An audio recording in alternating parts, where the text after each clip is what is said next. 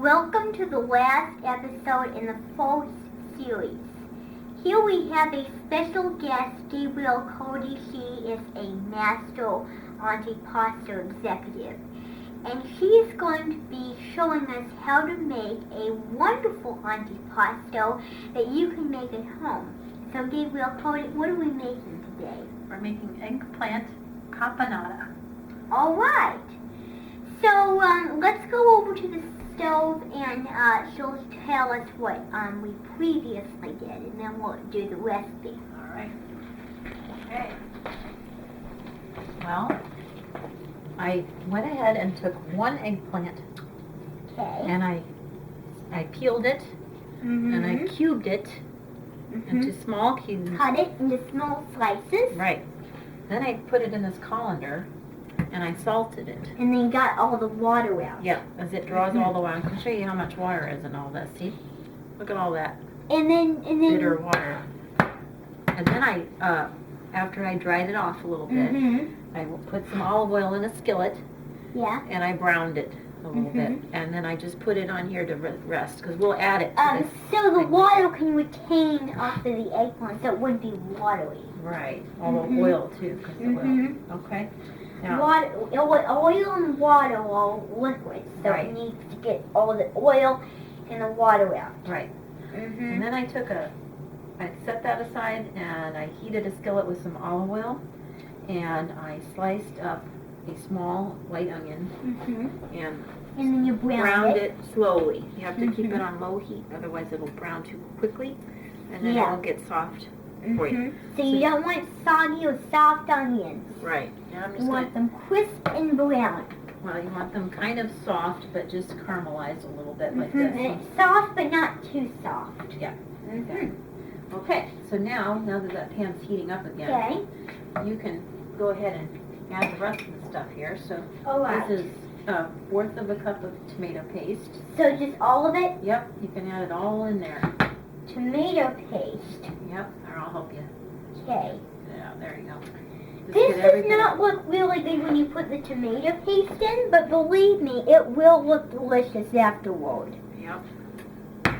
Okay. Yeah, that's good. Then, also what I did was I had boiled some chopped celery, a fourth of a cup, in water for about 3 or 4 minutes, and then I reserved the celery water, which we're now going to add to this. Okay. So you want to add that for me? I'll add the celery water. Well, whoops. That's okay. It's alright. And then you can just go ahead and mix that up. Alright. Get that. How about I think I need to use a spoon. Okay. Not a whisk. Well, this will kind of break it up. But you can use Well, this too. It's whisks are meant for bowls, fine. Sure is. and the spoons are meant for other. Okay. So we're going to stir it around, and this does not look appealing right now, but when we cook everything down, it will look absolutely delicious. So then we're going to, And we'll add. and when you mix the tomato paste in with the onions, it really sogs the onions up. It really makes them kind of smothered inside. Okay, now while you're There. doing that, I need to add a little bit of vinegar. So I'll have you pour this. So this is red wine vinegar. Okay, red wine vinegar. And I think I'm just going to put, I think it's just 1/8 of a cup. You have to take the 2 cap off. tablespoons. Okay. No, I should have put Yeah. Alright. Okay, I think that's You good. want to dump it in. Dump it in there. Pour the red wine chili vinegar in. Yep, and then sugar. Sugar. About 2 Sugar. tablespoons of sugar. So just all Or over. a tablespoon, yep. I can hear it sizzling. Yep. And then you go ahead and mix that.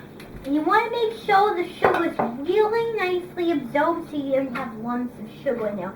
And what will the sugar add to the Just mix? some sweetness, because it's a sweet-sour thing. I'm gonna add And then some want to salt. put some salt in A there. little, How much salt? about a quarter of a teaspoon. You It's wanna add always some good to pepper? measure it previously. You can go ahead and pepper. Okay. Just go this way. Alright. That way. There you go. There. Enough?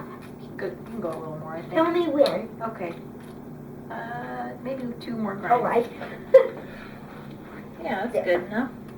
Okay, and then, let's see, we're gonna add, now this is the strange ingredient. You know what it is, right? It's called cocoa. And I don't know exactly why they put this in there, but I know you have to put it in there. So how we put it in there? Yep, quarter of a teaspoon, a half a teaspoon. Just put all of it in. You measured that previously. Yeah. Mm-hmm. Okay, go ahead and mix that. And then after this is done cooking down, we're probably going to add the eggplant to it. Yes. Okay, this That is a sounds good. really fast, delicious, easy recipe. And after we get this part done, we're going to toast some bread. Because this is supposed to be eaten with the whole eggplant, but we don't have that. So all we're going to do is we're going to you basically eat it at room temperature. You basically eat it with a crostini bread. Okay, now you can add in these the celery now. The chopped celery. Yep. Okay. And then we're going to stir it. There's about a quarter cup of chopped Olives. Sicilian olives. Sicilian olives.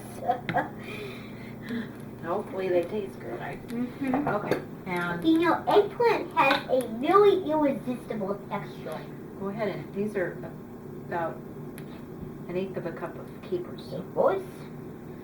Okay. So here we got sweet, salty, Mm-hmm. sour. So it has like a medley of Tangy. different flavors. Yeah. This sounds like a very bizarre and interesting dish. I actually didn't know they put cocoa in there. It's not chocolate. Yeah. And now you can go ahead. We'll let this maybe go. No, I think it's okay. All right. And we can add the eggplant to it. Okay. So I'll hold this up if you want. I'll just dump it in there. Yeah. You could just take this towel and just, There. I don't want to get the eggplant Yeah, germs it's a on my little hands. greasy. I don't want to. I Wanna don't mix want to that? get my germs on the eggplant. So mix that All up right. for a minute. And you want to really make sure not to smush the eggplant. Just whisk really lightly so that the eggplant doesn't squash and squish and get mushy. I think Okay. that's all the ingredients.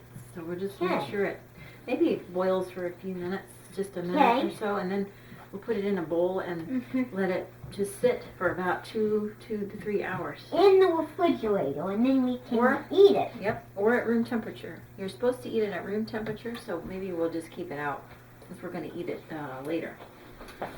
So what are we going to do next? Well, let's let it bubble up for a second and just kind of heat up through, and then we'll turn off the heat and pour it in the bowl. Okay. And a good way to serve this would be on, as you said, Bread, bread. toasted bread or raw bread. Right. I would suggest toasted bread. Yeah, it has a much better flavor, toasted bread. Right. Oh, there it's going. All right. It's getting bubbly. Doesn't that look absolutely wonderful? I can't wait to try this. Could try a little and see if it needs any. Oh. Can I have a spoon to taste? Sure. Okay. I'll get a All right. spoon here. You can see if it needs. Oh, when I'm hungry or thirsty, Why I don't you tell me don't. if it needs any salt? All right. It has a caper there in it. Here, let me take the caper out. There. Okay.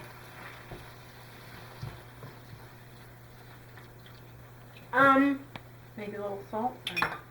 Mm,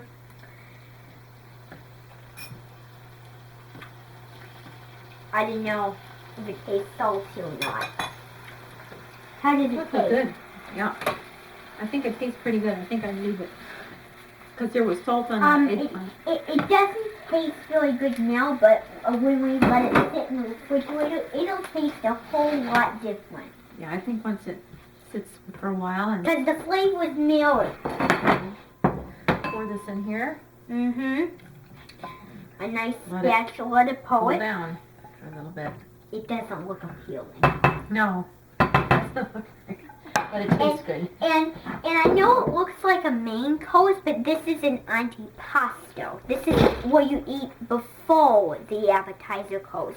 Because usually for the appetizer course they have a sort of pasta dish, and then for the main course they have either meat or fish, and then for the dessert course the Italians have fruit, not the dessert we have. And then in the late afternoons, they walk around eating pastries, some sweet pastries in the mid-afternoon. Mm-hmm.